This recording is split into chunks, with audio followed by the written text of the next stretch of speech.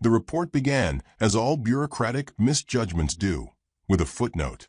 2 unregistered humans, it read. A pregnant female and a juvenile. Captured near the Azure Rift border during a Class 2 patrol. No resistance. No weapons. Presumed harmless. Temporary detainment pending identification. It was signed rather proudly by Subcommander Relvuk of the 3rd Imperial Warden Fleet, who, at that very moment, was leaning back in his gravity cradle, sipping fermented stardust wine and chuckling about the absurdity of human fragility. He wasn't alone in the sentiment. In the Imperial Galactic Codex, humans ranked somewhere between passably intelligent scavenger mammals and occasional evolutionary curiosity. Most senior tacticians regarded them with the same wary amusement one might reserve for poisonous insects, unpleasant in clusters, but hardly empire-threatening. So, when word reached the command deck that the human captives had not only refused to panic but requested tea, the reaction was predictable. Laughter. They brought china cups? Relvuk asked, smirking at his adjutant. Replica. Porcelain. They asked for boiling water. Said it calms the child. The child, Relvuk repeated, still amused. Is he weeping in fear? No, sir. He asked for coloring utensils. And, made this. The adjutant handed over a piece of flimsy parchment, oddly textured, drawn in messy but sharp lines. It showed a smiling sun, a house, and 3 stick figures. One bore a large belly. Another had ME written above it in bold crayon scrawl. The third was marked only by a red X over its head. Charming, Relvuk muttered. They think this is a negotiation tactic. She's not speaking much. Just asking questions. What kind? Logistics. Guard rotations. Supply drop schedules. Electrical architecture of the walls. Relvuk froze. He stared at the adjutant, blinking slowly. You're telling me a pregnant human civilian is casually gathering military intelligence while drinking tea? The adjutant hesitated. Yes, sir. Relvuk set down his wine. The cell was hardly a cell, more of a furnished observation suite, with translucent walls that dimmed on command, temperature controls, and a single surveillance orb tucked into the ceiling like an unimpressed god. The woman sat cross-legged on the cot, one hand resting gently on her stomach, the other holding the ornate cup they'd provided. Her skin was a sun-warmed gold, her eyes calm, too calm. Dressed plainly. No visible augmentations. No biometric irregularities. Just peace. Thank you for the accommodations, she said to the orb. I like the lavender scent. She sipped, smiled, then looked to her son, who was busy drawing a starship exploding in great, crayon-splattered violence. They do that sometimes, the boy said matter of fact. Explode, I mean. The orb beeped once, then clicked off. Relvuk watched from behind the security screen, one clawed finger drumming thoughtfully against the data console. She's unnerving, he muttered. She's pregnant, said the science officer beside him. She's calculating, Relvuk corrected. The science officer glanced at the drawing, where a dozen stick-figure aliens lay strewn in dramatic crayon death. The boy is imaginative. Relvuk's gaze lingered on the woman. She leaned in and whispered something to the child. The boy nodded, picked up a new color, and began sketching something that looked suspiciously like a perimeter breach schematic. Commander, the science officer said carefully. There is one other thing. A trace ping was picked up, faint, encoded, and matched to no known civilian band. From where? The science officer hesitated. His toy. Elsewhere in the galaxy, deep in what the Empire arrogantly called unclaimed sectors, a man stood alone on a command bridge. No insignia, no rank displayed, just a solid black uniform, pressed and silent, like morning steel. His hair was short, military cut, his face expressionless, and in his eyes was the kind of stillness that spoke of deserts, hot, ancient, and full of bones. Signal confirmed, said the voice behind him. Encrypted dead drop. Coordinates lead to Azure Rift detention grid. He didn't speak. Sir, the voice asked. The man finally blinked. I told her, he said quietly, to wait 1 week before activating the beacon. She waited 6 days. She's early, he said, voice unreadable. Then, slowly, like gravity tightening around a planet, his presence sharpened. Inform Phantom Wing. Phase 1 begins at sunrise. In the detention suite, the woman hummed a lullaby no Imperial officer could place. The child yawned, wiped crayon from his face, and curled beside her. "I don't like the guards," he murmured. "I know. They smell like fear." The woman smiled gently. "That's because they're learning." "Learning what?" "That humans are never what we seem." She brushed a hand over his hair. Her expression didn't change, but the air around her did, tightened, as if the gravity itself had leaned in to listen. The surveillance orb blinked red. "Who are you?" came a voice from it, strained and dry. She looked up. "Just a mother," she said softly, "and a very tired one. You entered Imperial space illegally. You refused to answer questions. You tampered with facility systems." "I didn't tamper. I asked questions." "You've triggered security protocols." The child snorted. "You triggered Dad." The voice wavered. "We have authorization to." "To what?" she asked, tilting her head slightly. "Detain a woman? Interrogate a child?" Her voice was still soft, but the quiet now had weight. "Do you know where you are?" The voice tried again. "Yes," she said. "And who you are with?" "Yes." The orb clicked. Silence. Then she smiled again. "You don't know who you've taken, but you're about to learn."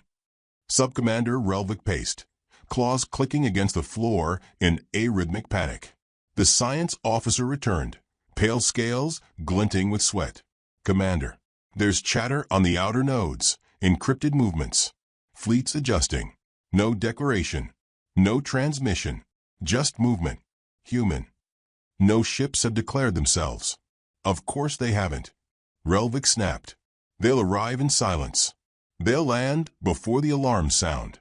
This wasn't a mistake. It was intentional. He stopped mid-step. "What's her name?" he asked suddenly. The science officer blinked. "We haven't identified her." "Then do it. Run every registry, every military base, every covert file. I want every known human married to a general. If she's the wife of..." The screen in front of them lit up. Name found. Dr. Elira Maddox. Civilian ID. Disappeared 5 years ago. Presumed dead. Affiliation classified. Spouse General Cassian Maddox. Known titles: The Butcher of Barth Prime, The Quiet Storm, the Apex Strategist of Terra. Relvic's mandibles twitched. "No." She stood as the guards entered, 6 of them now, tense and armed. The lead one raised a stun rod. "Come with us." She looked at her son. He stretched, grinned, and drew a smiley face on the floor. "I'm pregnant," she said politely. "And I'm under diplomatic protection.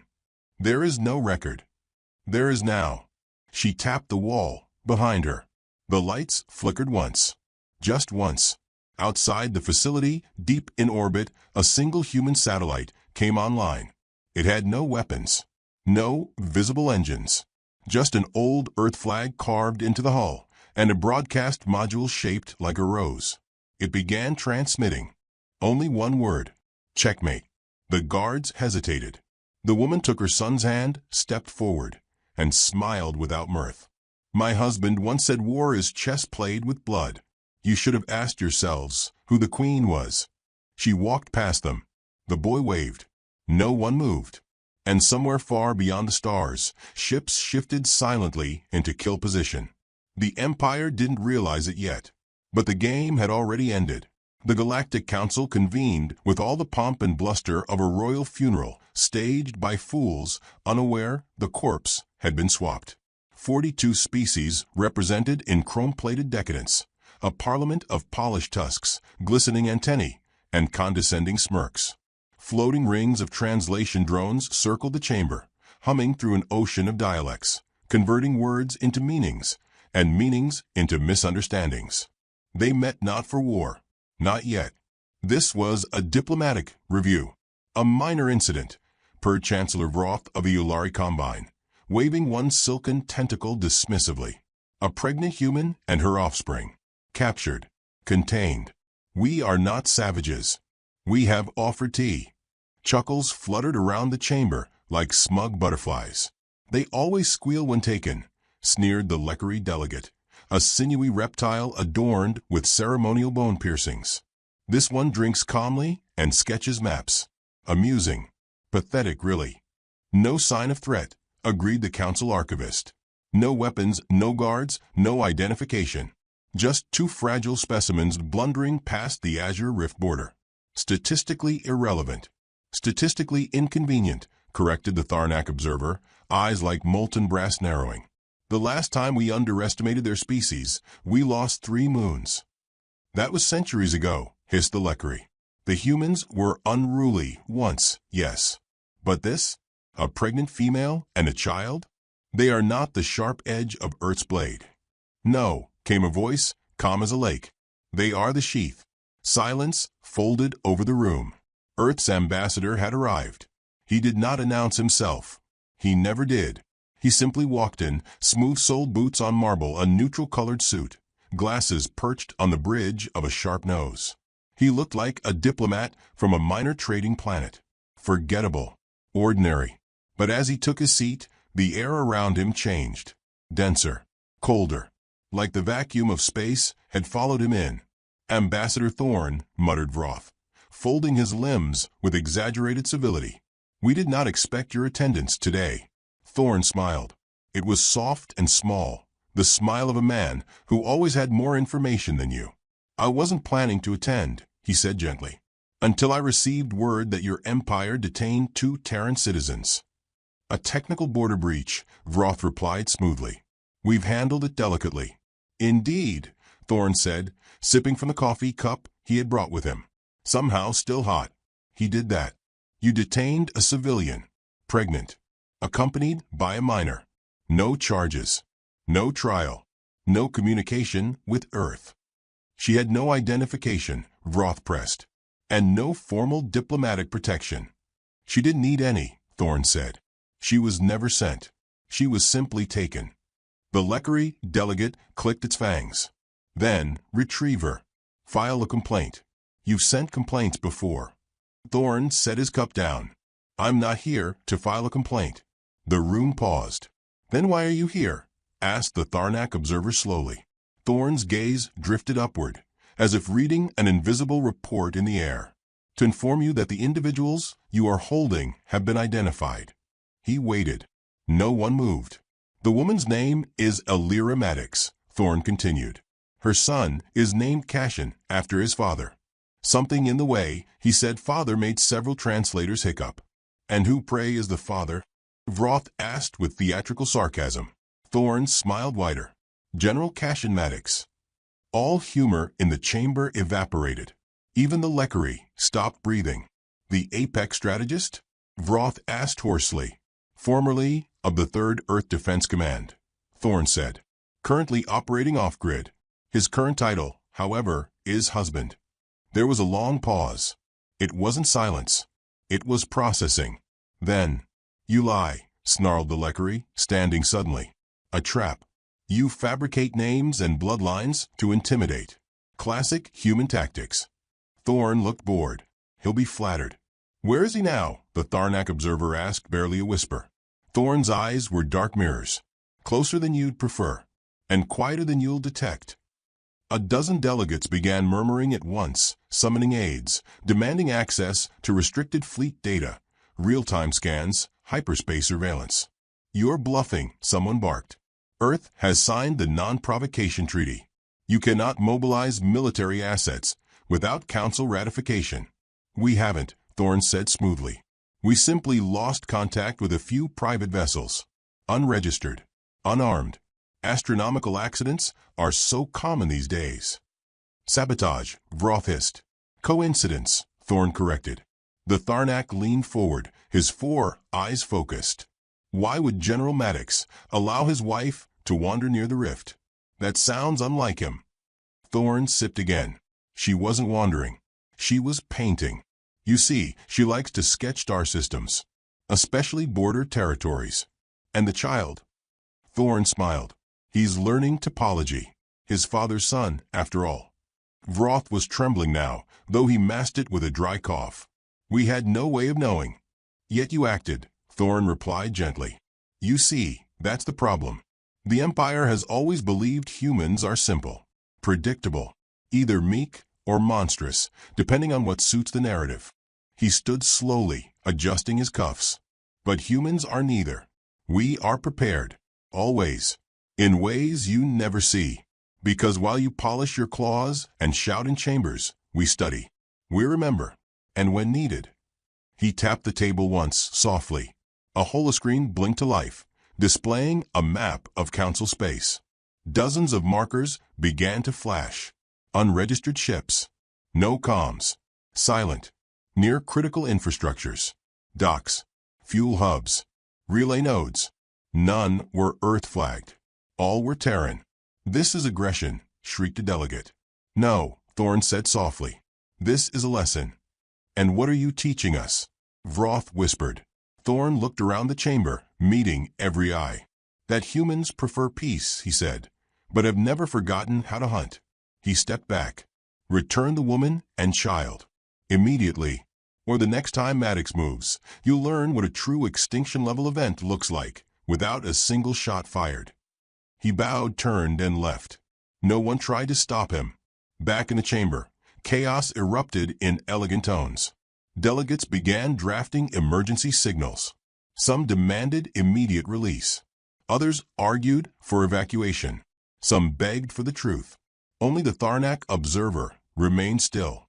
He turned to Vroth. This was never about the woman. No, Vroth admitted hollowly. It was about what she meant. Then what do we do? Vroth's voice was barely audible. We pray he comes for her gently. Aboard the prison facility, Alira Maddox exhaled slowly. The guards were shifting now. Command channels disrupted. Communications jammed. Her tea was still warm. Her son climbed into her lap, crayon-stained fingers wrapped around her wrist. Did he get the message? He asked. Yes, baby, she said. Did they believe him? They will. He leaned against her, yawning. Then why are they still here? She stroked his hair, gently. Because empires take longer to realize they've already lost. A red light blinked on the ceiling. The guards jolted, weapons raised, but there was no alarm. No breach. Only a soft pulse. Rhythmic. Like a heartbeat. Like someone was already inside. On the edge of Council territory, deep within the murk of sensor-blind systems, a single human stealth cruiser powered down its cloaking matrix. Inside, General Cashin Maddox stood before a three-dimensional tactical sphere. His eyes scanned 100 data points in a glance. Status, he said. Council in panic, replied his aide. Detention, facility, still holding. Wife and child are unharmed. Ambassador Thorn has made contact. Response. Mixed. Mostly terror. Some denial. Maddox nodded. Good. He turned, slowly walking the length of the bridge. His movements were quiet, controlled. The kind of stillness predators use before the kill. She gave them every chance, he said. Yes, sir. He stopped before a terminal. One finger hovered above a glowing symbol. Do we move, sir? The aide asked. No, Maddox said. He tapped the icon. A signal flicked to Thorn's comm. The response was one word. Received. Maddox closed his eyes for a moment. Then, softly, let them blink first. And the lights dimmed. The council remained in session long after Thorn's departure. Heated debates devolved into panicked whispering. Every word was translated into a dozen languages, each adding another layer of dread. Some called for appeasement, others for retaliation. A few, wiser than most, said nothing. In the center of it all, Vroth sat slumped in his seat. The Ulari had known fear before, during the core purges, during the Great Collapse, but never like this. Never with tea and crayon drawings and smiles.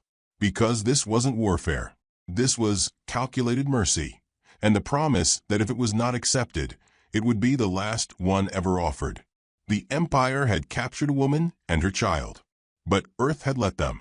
And now the Council understood. Humans didn't send threats. They sent warnings with a smile.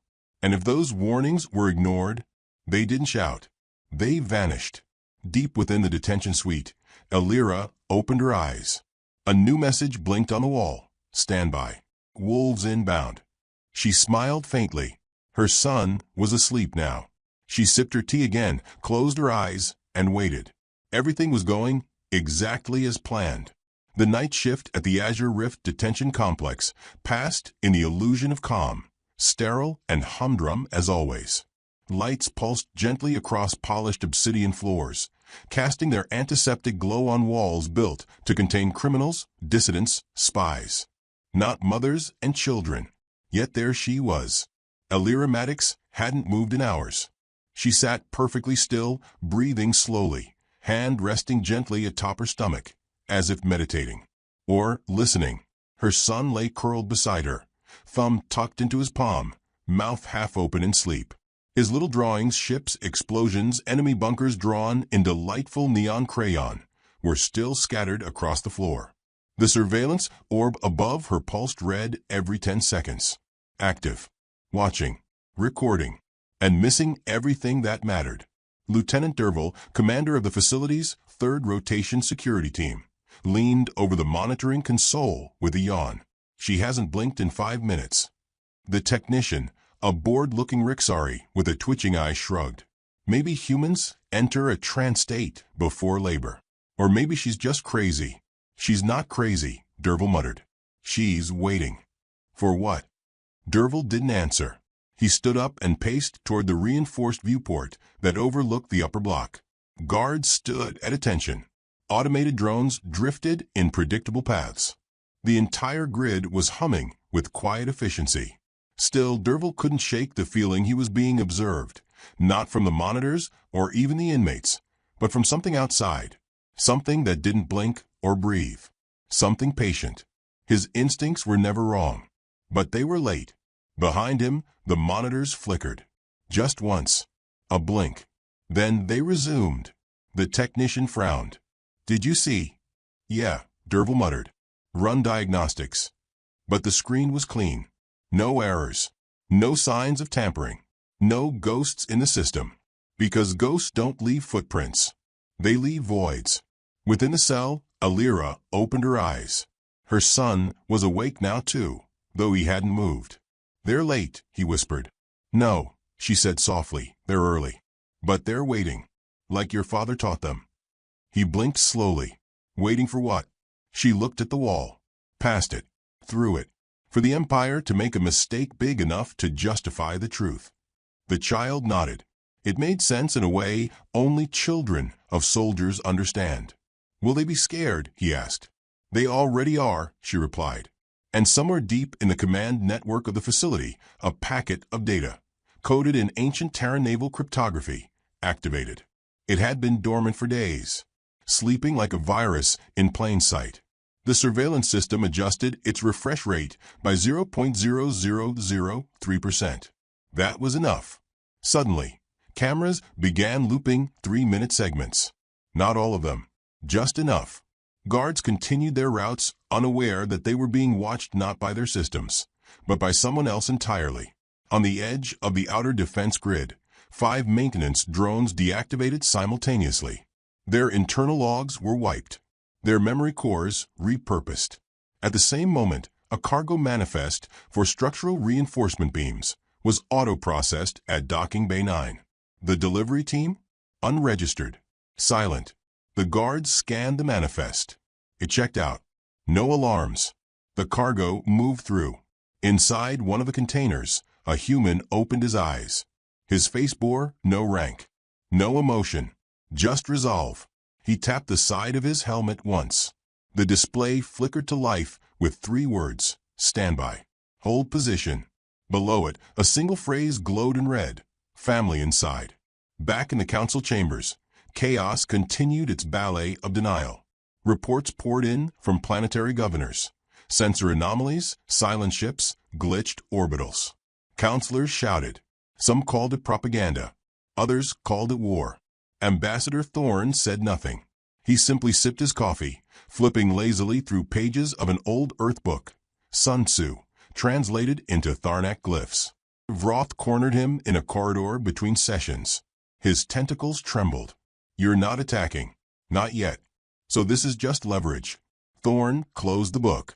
Oh no. Leverage implies we're asking for something. You must have a demand. I had one. You ignored it. We didn't know. You didn't ask, Thorne corrected gently. And now you're trying to figure out which of your secrets we've already copied, which of your defenses we've already compromised, and how deep our knives are buried. You wouldn't dare strike first. That's against You're forgetting, Thorne said, voice dropping to a near whisper. We didn't come here to start a war. We came to end one. He smiled, not cruelly, but with a weariness that struck Roth deeper than any threat. I warned you, Thorne said. Now we simply watch. Lieutenant Derval's instincts finally screamed loud enough to act. Full facility sweep, he ordered. Tactical override. Real-time feeds only. And someone go physically check the power relay room. His team responded instantly, well-trained, well-armed. But too late. By the time the guards reached the relay room, the door was already open. Inside, the systems were untouched. But all 3 technicians were unconscious. No wounds. No struggle. Just silence. And written on the wall, in a child's handwriting, checkmate. Derval stared at it, heart sinking. He slammed a red alert.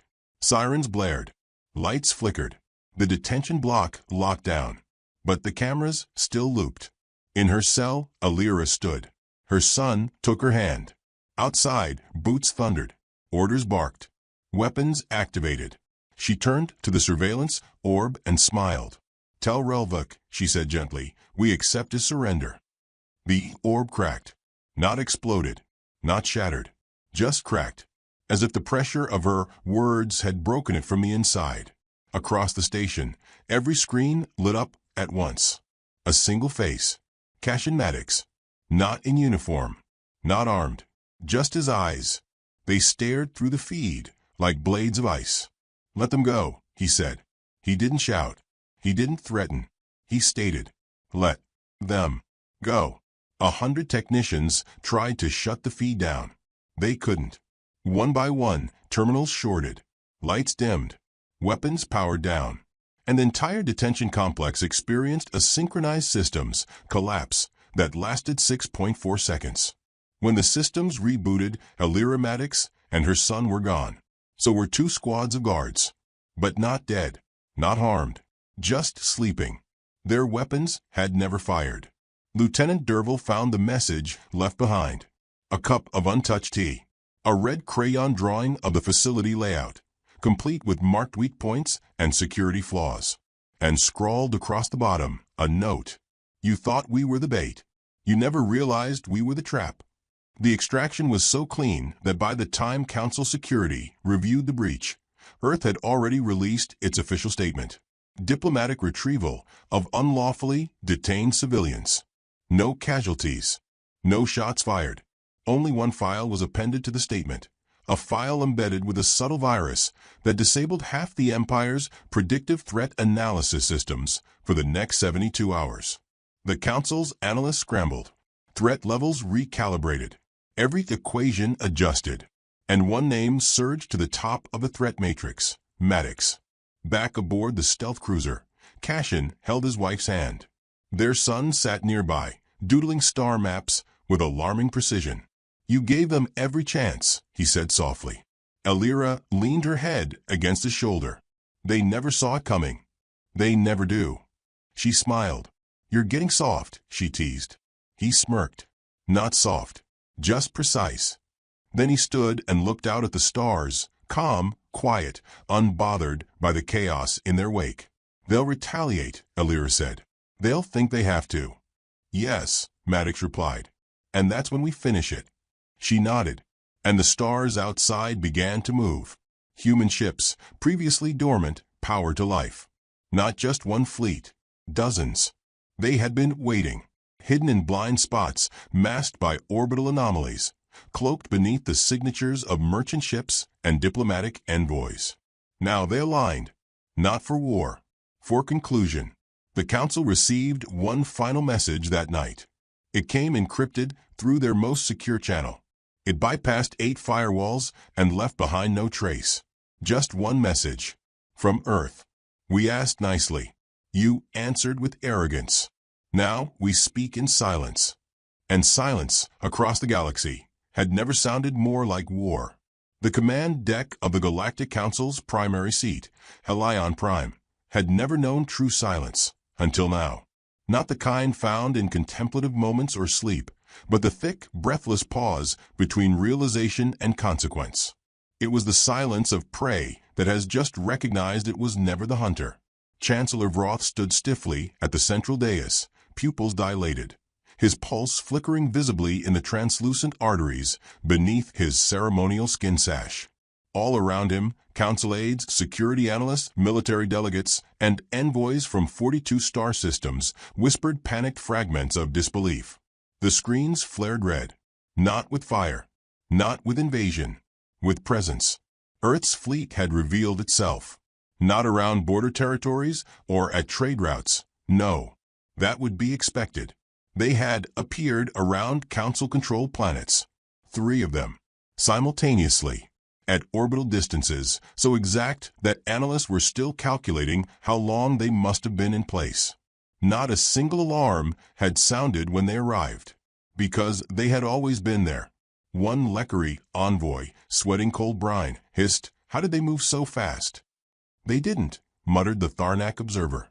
"They were never far. Earth said they sent only diplomats." "They did." Thorn's voice echoed into the room. He stood in the center of it now, unannounced, flanked by no guards, his hands empty except for the same chipped, ceramic mug he always carried. Steam curled from the dark liquid inside, a scent no one could name, but all remembered after smelling it once. "Diplomats," Thorn said quietly, "who happened to be married to ghosts, who came with empty hands and sharpened teeth." "You've deployed military assets in council territory," spat Vroth, forcing his voice back to command levels. "That is an act of—" "Read the treaty," Thorn interrupted softly. Vrotha's words caught in his throat. "It states no member may launch a military attack," Thorn continued. "We haven't. We've simply arrived. Surrounding sovereign planets with stealth fleets is aggression," barked the Lekari delegate. "It's coercion." Thorn took another sip, savoring it. "Is it coercion," he said thoughtfully, "to bring a weapon to a negotiation if you never unsheath it? You're threatening us with war." "No," Thorn said gently. "I'm offering you the opportunity to avoid it." The chamber rippled with disquiet. He hadn't raised his voice, yet every delegate leaned in, drawn forward like prey into a snare. The Tharnak observer rose slowly from his seat, speaking with deliberate weight. "Your General Maddox. Will he stand down?" Thorn tilted his head, eyes gleaming behind those deceptively plain glasses. "He's already standing down. You're still breathing." A collective breath shivered through the delegates. "He could have shattered your communications, wiped your satellites, unleashed antimatter into your water systems. He could have sent your moons falling into your oceans." He stepped closer. "But he didn't." The Tharnak's voice was an ear growl. "Why?" "Because his wife asked him not to." That simple sentence broke whatever illusion of superiority the council had left. Thorn turned, walking slowly as he spoke, voice calm as ever. "You held a mother and her child. You interrogated her. You ignored our diplomatic queries. You tampered with evidence. And you mocked us. We didn't know." "You never asked," Thorn repeated, quieter this time. He stopped at the central table and placed his cup down gently. "Your mistake wasn't capturing Elira Maddox. Your mistake was assuming she was weak because she smiled, because she wore no uniform, because she offered you tea." He looked around the room. "But humans don't wear their power openly. That's not how we survive." He raised a finger and pointed, slowly, deliberately, to the Lekari. "You," he said, "value size. You boast about fangs and venom. But we survived predation not by being large, not by being deadly, but by being clever." He turned to the gelatinous ambassador from Draction. "4. You're telepaths, empaths.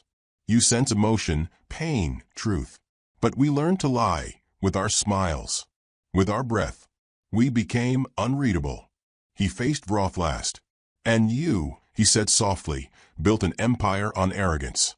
You thought you understood us because we traded politely. Because we followed your rules. Thorn stepped back. But while you measured our weapons, we mastered yours.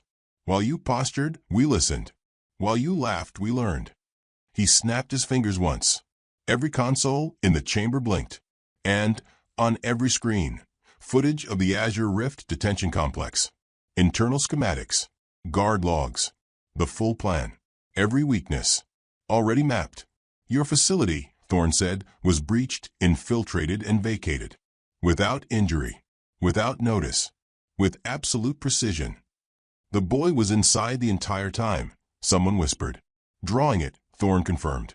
Alira guided the infiltration from within. She studied you. Let you observe her. She knew you'd underestimate her. She volunteered. Vroth choked. Thorn shrugged. She insisted. Vroth collapsed back into his seat, his mind running futile calculations. What had looked like a hostage crisis was a masterclass in psychological warfare. They had studied the enemy from the inside, and now held every card. This isn't war, Thorn said, voice turning razor-thin. Because if it were, you wouldn't be here to discuss it. Then what is it? The Tharnak observer asked. It's a warning, Thorn said. He reached into his jacket and pulled out a thin, silver envelope. No markings. No seal. He slid it onto the table. What is it? Asked the Lekari, eyes narrowed. Thorn smiled. A list. The envelope opened itself, projected across the chamber. Names. Dozens. All council officials. Commanders. Operatives. Agents embedded in Earth territories, thought undetected. Gasps erupted. These, Thorn said, are the people we allowed to live, as a sign of goodwill. The Tharnak delegate whispered, You knew about them all? Of course, Thorn replied. We knew from the beginning. Why didn't you act? We were waiting, he said, to see who would blink first. Vroth stood slowly, breath trembling. And now, Thorn said, gathering his cup, we leave you with a choice. He turned toward the exit. You can expel the Maddox family's record from your systems. Acknowledge the violation. Offer restitution. Publicly. Or, he paused. We stop being polite. You'd risk galactic war over 2 humans. Thorn looked over his shoulder. 2 humans, he asked, genuinely surprised. You still think this is about numbers? He walked away. The moment you touched Maddox's wife, he said, you touched Earthsoul. He left them with that. Back aboard the Earth Fleet's lead vessel, Alira sat beside her son on the viewing deck. Cassian Maddox stood behind them, arms folded behind his back, staring at the darkness. The boy pointed at a distant star. Is that one of the council planets? Yes, Alira said. They're going to behave now. Why? She smiled. Because your father said so. Cassian said nothing. He didn't need to. He turned and walked toward the bridge. His second-in-command stepped into place beside him. Orders, sir. Hold position. For how long? Cassian's eyes narrowed slightly. Not with malice. With calculation. As long as it takes for them to remember, he said, that humans ask for peace. And if they forget, Maddox tapped the interface. On every council-registered starship's comms, a message played. You're not being surrounded. You're being spared. Back on Helion Prime, Thorn's coffee had gone cold, but his words hadn't. The council met again that night. Not to fight, not to argue, to sign. The Maddox Accord. Clause 1. No human civilian shall be detained without review. Clause 2. Any threat to human family units will be considered an act of war. Clause 3. Earth's fleets will return to stealth only when the Council has proven its memory is intact. In the days that followed, across the stars, other species asked how Earth had done it, how they'd outmaneuvered the Empire, breached the rift, infiltrated a fortress, and walked out without a casualty. The answer came in whispers. They never planned a rescue, some said. They planned a lesson. And others added. They sent wolves in suits. But only humans knew the truth. This wasn't humanity at its most dangerous. This was humanity at its most patient. Because when you take what a human loves, they don't rage. They don't scream. They just smile and start hunting.